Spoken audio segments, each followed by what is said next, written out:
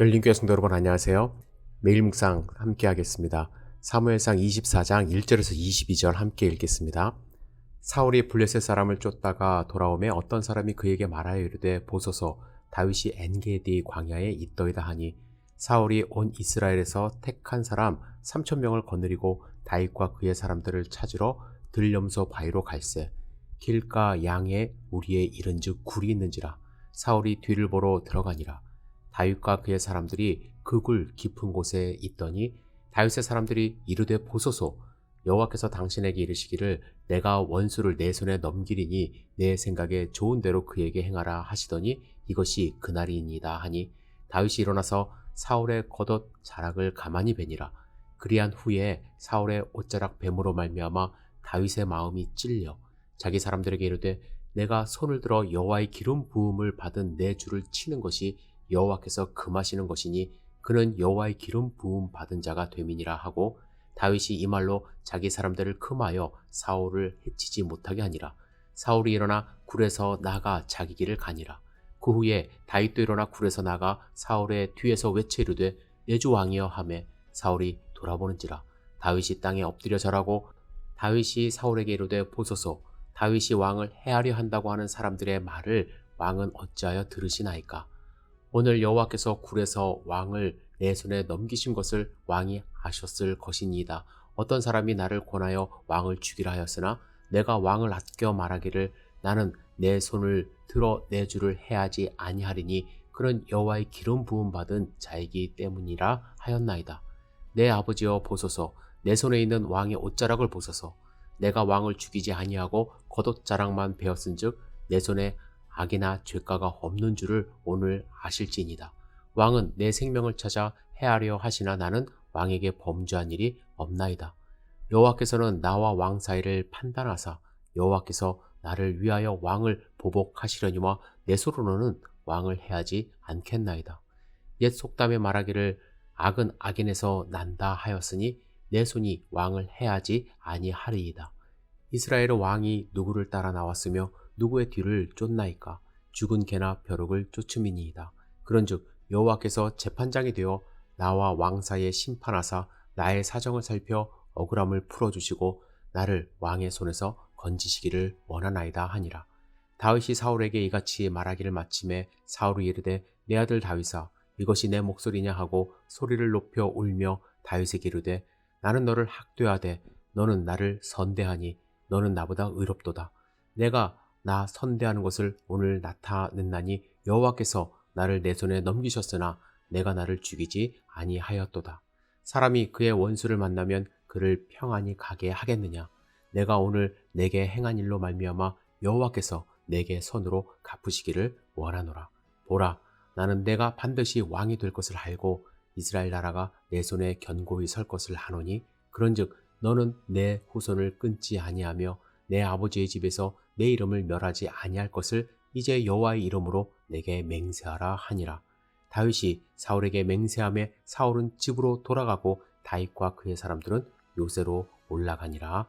아멘. 여러분 오늘 본문에 보면 다윗에게 절호의 찬스가 찾아왔습니다.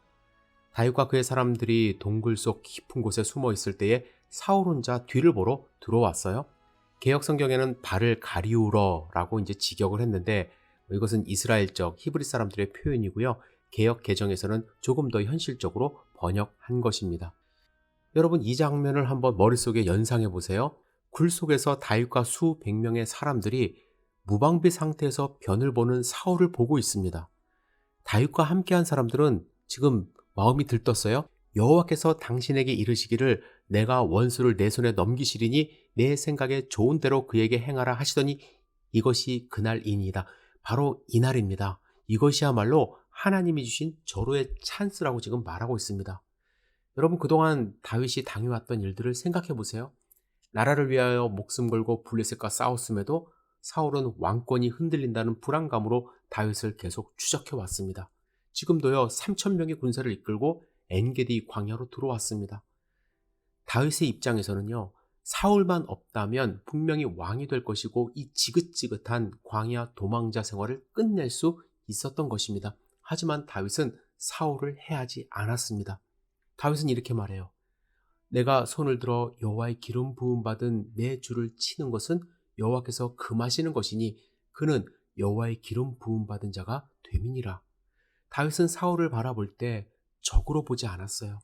여전히 자신의 주인으로 봤고 하나님의 기름 부음 받은 사람으로 본 것입니다. 하나님이 기름 부은 사람으로 본 거예요. 다윗은 사울의 옷자락만 살짝 베었습니다. 하지만 이 또한 마음이 찔렸습니다. 다윗은 사울을 뒤따라 나아가 자신의 본심을 전합니다. 악은 악인에서 난다 하였으니 내 손이 왕을 해치지 아니하리이다. 자신은 악한 일을 행하지 않았기 때문에 악인이 아니라고 스스로 증명하고 있습니다. 저는 오늘 장면이 다윗의 훗날 왕조를 세우고 왕권을 강화하는 데 아주 중요한 초석이 되는 장면이라고 생각합니다. 다윗은 자신을 따르는 부하들에게 하나님의 기름 부음 받은 자를 죽이면 안 된다는 것을 지금 확실하게 보여주고 있는 거예요. 만일 그가 그 자리에서 사울을 해쳤다면 그런 부하들에게 자신도 해칠 수 있는 사람임을 보여준 거예요. 그 길을 열어준 것입니다. 여러분, 이 모습을 본 다윗의 부하들은요, 끝까지 다윗을 배반하지 않습니다. 목숨 걸고 다윗을 보호하는 친위 부대가 되어 다윗 왕조를 든든하게 합니다. 여러분, 다윗이 이렇게 할 수 있었던 이유는 무엇일까요? 그는 사울을 두려워하지 않았어요. 누구를 두려워했어요? 하나님을 두려워했습니다. 여러분, 사람들은요, 기회라고 생각하면요, 어떤 이유를 들어서라도 하나님이 주신 기회라고 말을 하고 실행합니다. 하지만 다윗은 그럴 때일수록 하나님을 두려워하는 마음으로 상황을 판단했습니다.